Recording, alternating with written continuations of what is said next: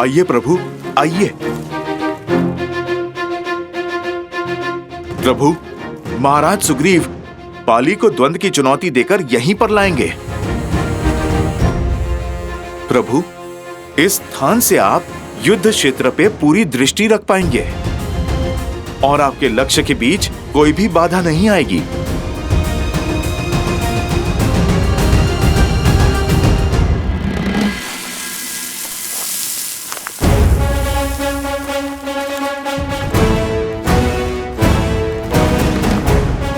बाले, बाहर निकल। कहां छुप के बैठा है कायर? बाले, बाहर निकल, बाहर निकल कायर।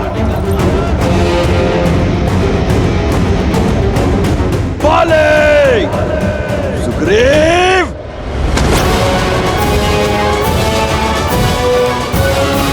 रुक जाइए स्वामी। मूर्ख मत बनो तारा। आज मृग स्वयं सिंह की गुफा में आया है। छोड़ो।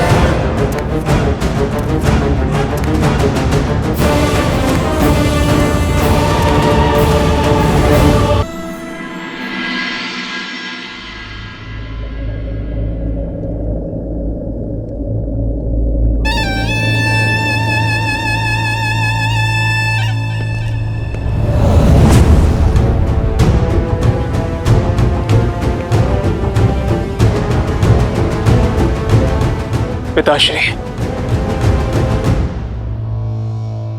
आपसे आज्ञा चाहिए। स्पष्ट रूप से आपसे एक बात करने के लिए। प्रश्न ये है कि जो मेरे समक्ष खड़े होकर मुझसे बात करना चाहता है, क्या वो मेरा पुत्र है या लंका का युवराज? युवराज नहीं पिताश्री, आज यहां एक पुत्र अपने पिता से अपने मन की बात करने के लिए आया है। तो निर्भय होकर कहो। अब जब से सीता को लंका लेकर आए, माता अति चिंतित रहती है।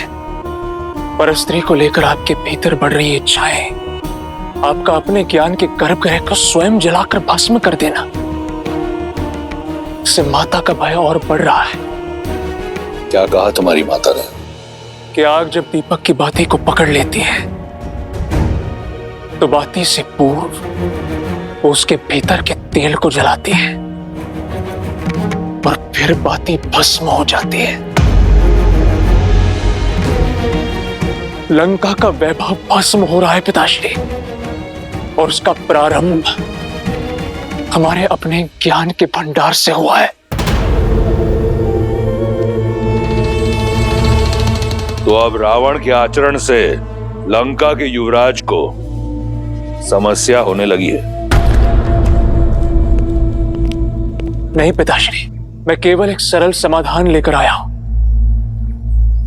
आप मुझे आज्ञा दीजिए, मैं अभी उस राम को मारकर उसका मृत शरीर सीता को दिखाता हूं। बस एक बार उसकी आशा दम तोड़ दे तो वो आपको स्वीकार कर लेगी। राम की मृत्यु उपरांत सीता अपनी पतिव्रता धर्म से मुक्त हो जाएगी। तब वो आपसे विवाह अवश्य करेगी, और आपसे विवाह होने के पश्चात सीता का हमारे परिवार का भिन्न अंग बन जाने के पश्चात आपकी प्रतीक्षा के साथ साथ माता की चिंताएं भी सदा सदा के लिए समाप्त हो जाएंगी। जब विधाता ने स्त्री बनाई तो उसे 5 नहीं 6 तत्वों से बनाया। वो छठा तत्व है चिंता। जब मैंने तुम्हारी मां को शादी का प्रस्ताव दिया तो वो चिंतित हुई। जब मैंने शनि को बंदी बनाया तो वो चिंतित हुई। जब मैं सीता के स्वयंवर में गया वो चिंतित हुई। जब मैंने विद्युत जीवा को मारने का निश्चय किया वो चिंतित हुई। और आज जब मैं सीता को हर कर लाया हूं वो चिंतित हुई। स्त्रियां क्षण भर में तिल का ताड़ बना लेती हैं, क्या तुम्हें क्षण भर के लिए भी लगता है कि मैं उस वनवासी से भयभीत हूं? जब मेरे पास कुछ भी नहीं था, मैं तब भी भयभीत नहीं था। यदि मैं चाहता तो उस राम का वध उस वन में एक क्षण में कर देता, परंतु जो योजना मैंने बनाई है उसके अनुसार राम का जीवन मृत्यु से कई दुखदाई होगा। दीपक स्त्रियां जलाती हैं और हम जैसे योद्धा अपने शत्रुओं की चिताएं जलाते हैं। युवराज हूं मैं लंका का, और इस सत्य से भली भांति अवगत हूं कि लंका को स्त्रियों की चिंताओं ने नहीं, अभी तो हम पुरुषों के प्रबल भुजाओं और शौर्य ने बनाया है।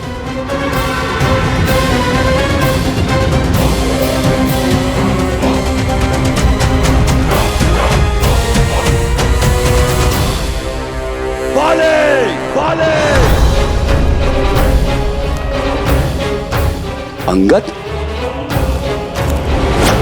रुकिए प्रभु, ये कुमार अंगद हैं, बाली के पुत्र। महाराज सुग्रीव भी इन्हें अपने पुत्र की तरह मानते हैं।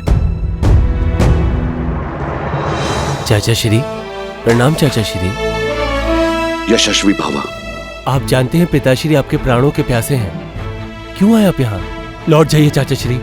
लौट कर ही तो आया हूं।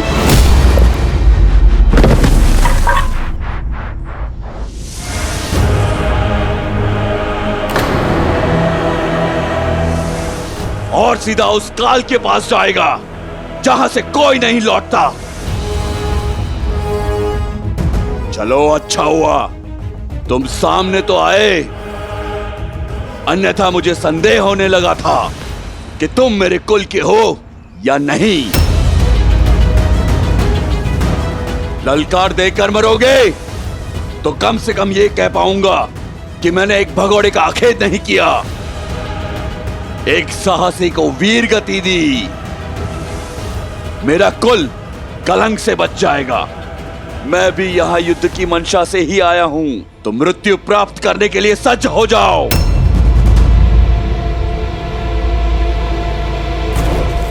भागता कहां है कायर? आज तेरा अंत निश्चित है।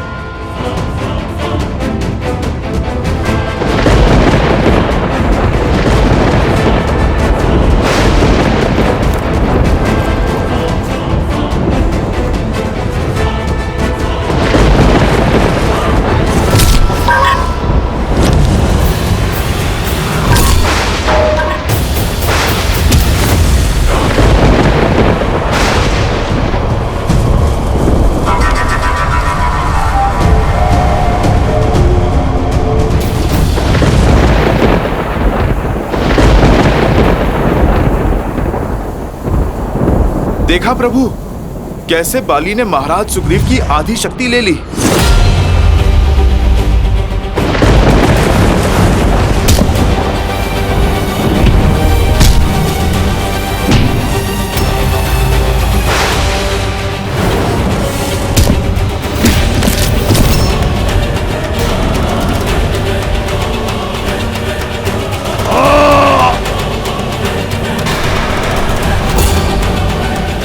बस इतना ही, और बल लगाओ चित्कार में कायर, और चीखो। तुम्हारी मृत्यु से अधिक प्रसन्नता मुझे तुम्हारी ये पीड़ा देखकर हो रही है। चाहूं तो मैं तुम्हें अभी तिनके की भांति मसल सकता हूं, किंतु मैं ऐसा करूंगा नहीं। जाओ और मूषक की भांति जाकर छिप जाओ अपने बिल में।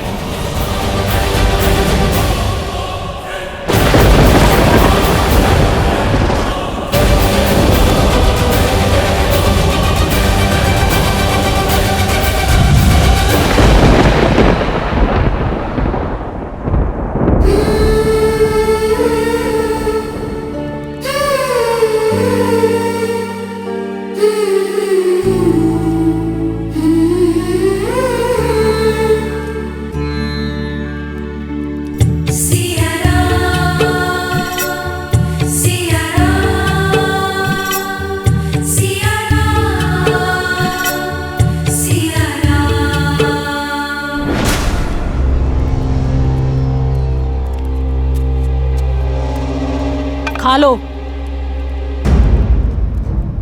मरना तो है ही, भूखी रहकर क्यों?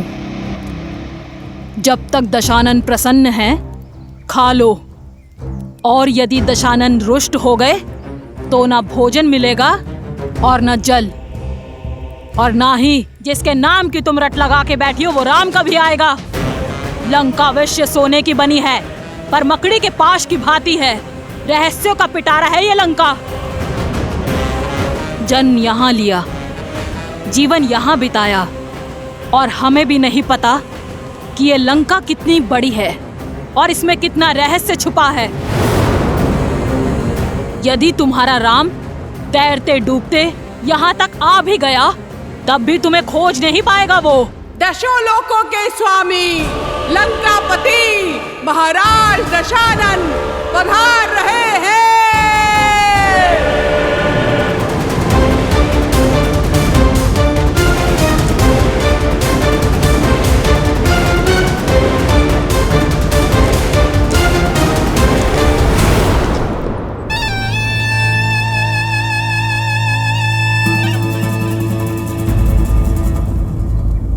आओ सीता, चलो मेरे साथ।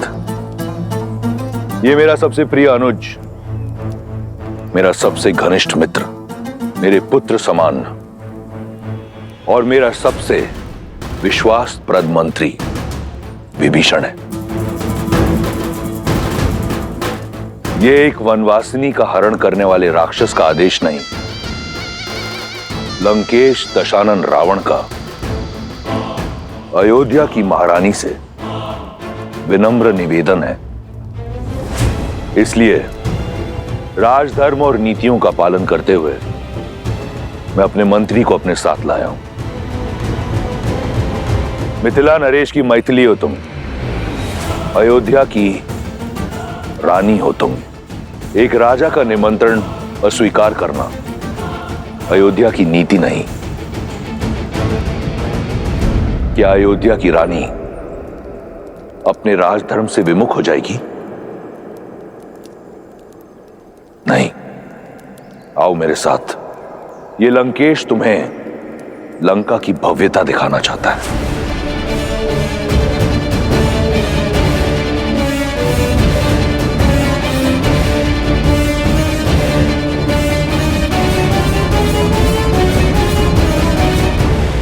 चलो।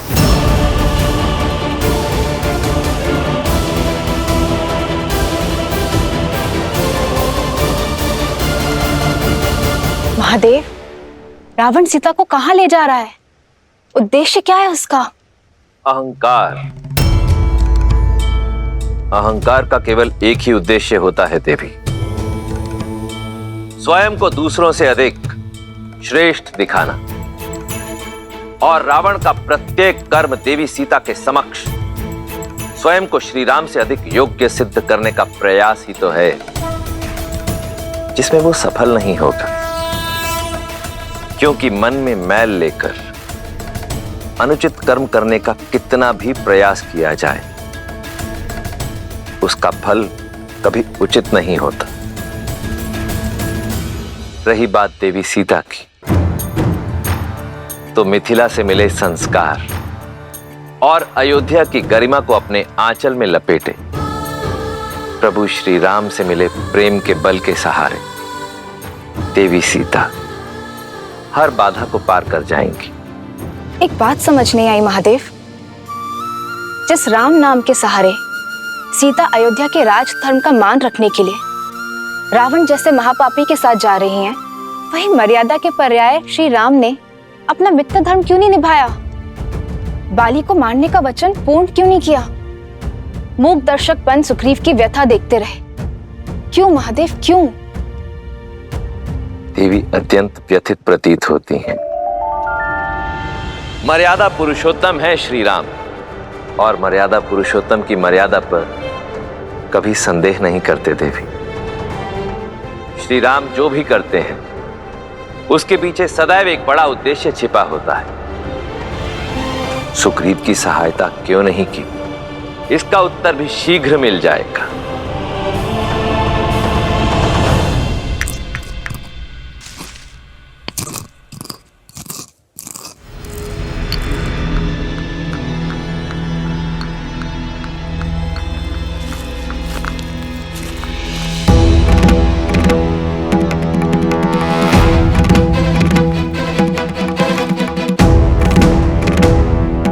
मेरे घाव पर औषधि लग रही है अयोध्या कुमार?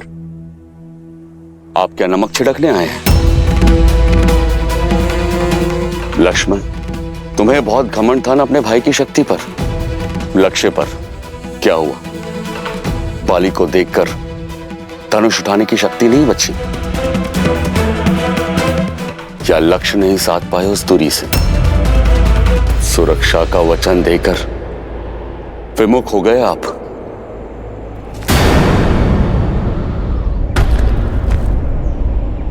पर आपका भी क्या दोष?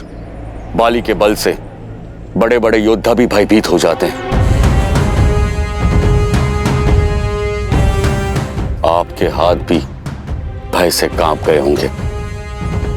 सीमा मत लांघिए वानर राज।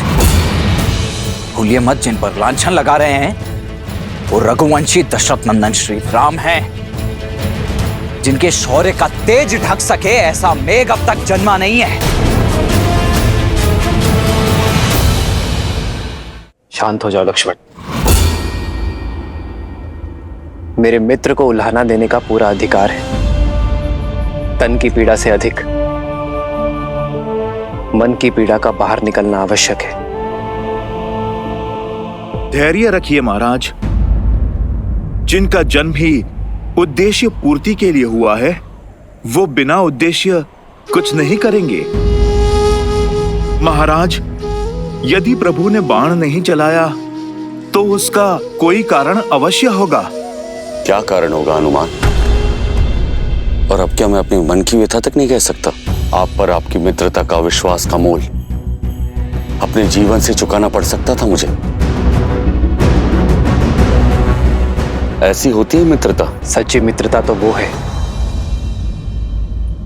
जो अपने मित्र को हानि से बचाए, उसके प्राण की रक्षा करे, ना ही उसके प्राणों का संकट बन जाए। मित्र, मैंने बाण इसलिए नहीं चलाया मित्र, क्योंकि तुम्हारे प्राण रक्षा करना चाहता था। धनुष मैंने अवश्य उठाया था, लक्ष्य भी साधा था। ना अपना वचन भूला हूं मित्र, और ना ही बाली से भयभीत हुआ हूं। हाँ, भ्रमित अवश्य हुआ हूं। मुझे ये ज्ञात ही नहीं था मित्र कि आप दोनों भाई दिखने में बिल्कुल एक समान हैं। आप दोनों का रूप रंग, भाव भंगिमा, आकार विकार, नाक नक्श इतने समान हैं। ये सत्य है मित्र कि मैं ये निर्णय ही नहीं कर पाया कि आप दोनों में से कौन बाली है और कौन सुग्रीव।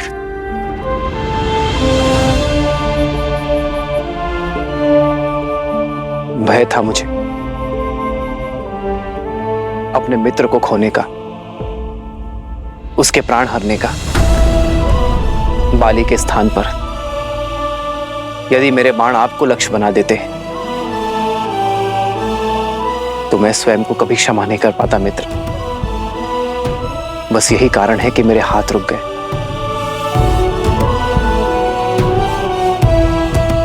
आपके दुख का आभास है मुझे मित्र।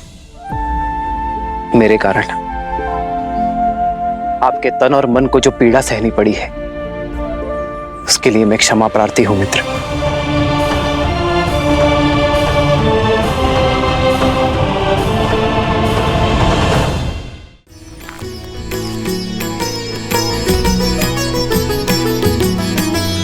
एक रूप तुम भ्राता दो, तेहि भ्रमत नहीं मरेयु सो।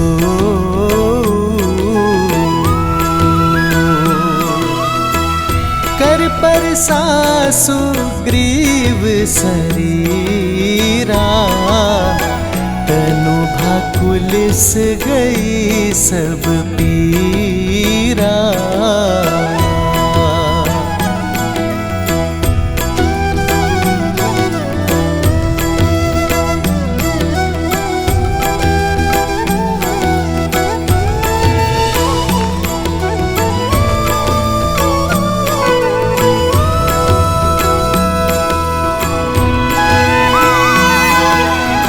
क्षमा मांगकर मुझे और लज्जित ना करे श्री राम। क्षमा तो मैं चाहता हूं अपने अज्ञान के लिए। ये आपका भाव नहीं समझ पाया। मन की पीड़ा आपके शब्दों ने हर ली और तन की पीड़ा तो आपके स्पर्श मात्र से ही समाप्त हो गई। मेरे सारे संशय दूर हो गए, हृदय के सारे द्वंद्व मिट गए।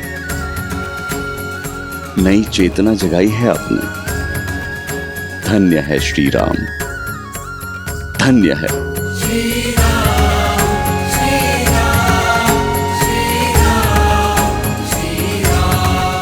बताइए, क्या आदेश है मेरे लिए? मित्र, आप बाली को पुनः युद्ध के लिए ललकारेंगे।